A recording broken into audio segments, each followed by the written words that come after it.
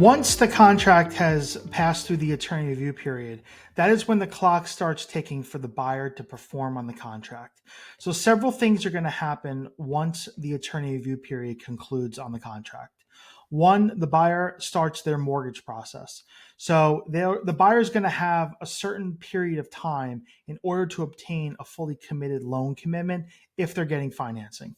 And that period of time is usually around 30 days from the conclusion of the attorney review period. That means the buyer has applied for the loan, it's gone through underwriting, the mortgage company has ordered an appraisal, and basically it comes back where the lender has reviewed everything and they say, yes, we are going to issue Mr. and Mrs. Buyer a fully committed loan. Here's our loan commitment to them. We're ready to fund the loan to close. So that period starts with the financing piece. After a conclusion of attorney review, the clock starts ticking for the buyer to conduct a home inspection. And they usually have 10 calendar days from the conclusion of attorney review to conduct a home inspection. It's at the buyer's expense. On a condominium, it takes about an hour, hour and a half. On a single family home, it could take 3 to 4 hours. I have seen them longer. And that's where the buyer is there with their inspector and with the buyer's agent, sometimes the seller's agent as well.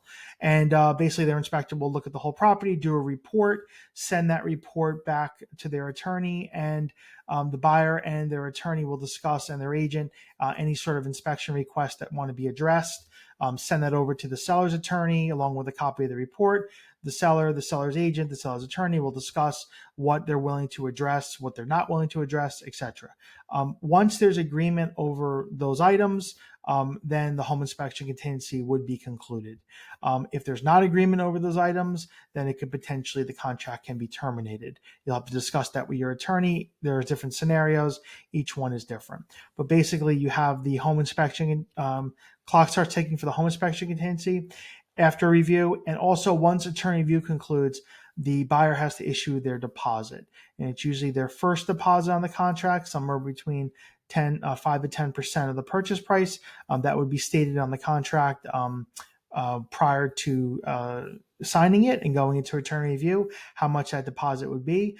But the buyer has to issue that deposit. They usually have within 10 calendar days of the conclusion of the attorney review period to send that deposit. And that deposit is traditionally held by the seller's attorney in escrow until closing. So you kind of have 3 tracks running at once attorney review period concludes: the buyer's mortgage piece, the first deposit, and the home inspection. Once loan issue, though, the mortgage has been issued and there's a loan commitment, and we're past the home inspection contingency and the deposits being held, usually the buyer's attorney will order a title search on the property to see if there's any liens against the property, and they'll also order title insurance on the property to ensure the title insurance is required if you have a mortgage. And many times, even cash purchases, it's recommended that you do obtain title insurance. So the buyer's attorney will order title insurance. It's part of the buyer's closing costs. As a seller, you're going to have to perform any municipal inspections for certificate of occupancy or smoke detector, CO detector, carbon monoxide detector, compliance certificates that are required by each town. Each town is different.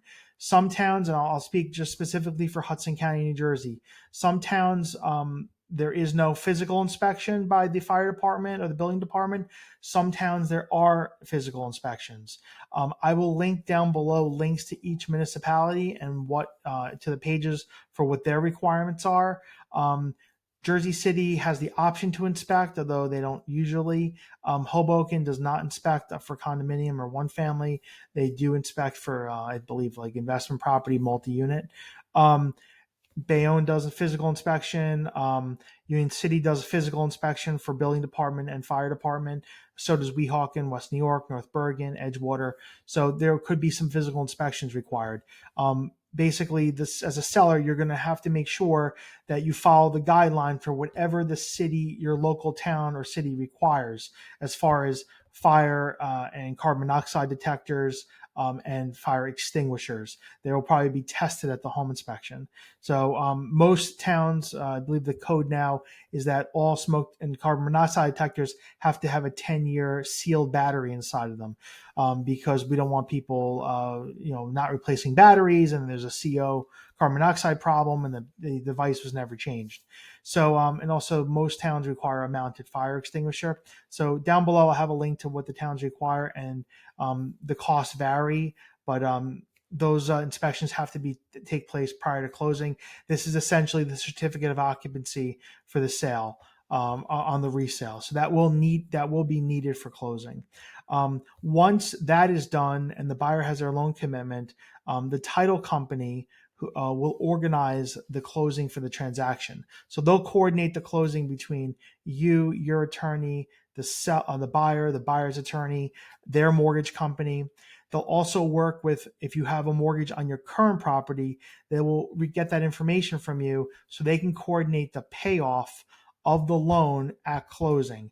So if you have a balance on your mortgage, say of $200,000, and you're receiving $600,000 on the purchase, on the sale, the title company will coordinate the balance that's owed to the bank. Your mortgage company will be paid off at closing. And then the funds will be distributed by the title company at closing to you, the fees to the realtors, the transfer tax to the state of New Jersey, the lawyer fees, etc. So then whatever's left over will be sent to you as the seller. Most sellers do not attend closings, from my experience. They sign all the paperwork in advance with their attorney or the title company, and they arrange with the title company and their attorney on how they want those funds distributed to them. Most of the time, it's via direct deposit into their bank, and those funds usually clear within the day of the closing. So that's something you're going to want to talk to your attorney about as far as how you want to be paid. Now, you can attend the closing. I have had sellers attend, and they either get a check, certified check, or they get direct deposit sent to their bank by the title company. The day of the closing, the buyers will conduct a final walkthrough at the property. So the property has to be vacant unless it's been agreed upon that it will not be vacant. Any items that were included in the sale have to be left inside the property. Any items that were excluded will be removed. And the property has to be left in broom swept clean condition unless otherwise negotiated. And basically everything has to be vacant and ready to go. The day of the closing, the buyers will do a final walkthrough, and then they'll attend the closing and sign all the paperwork.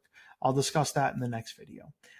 If you have any questions about this, please let me know. Walter at livinginthehudson.com or 347-448-3766. Thank you.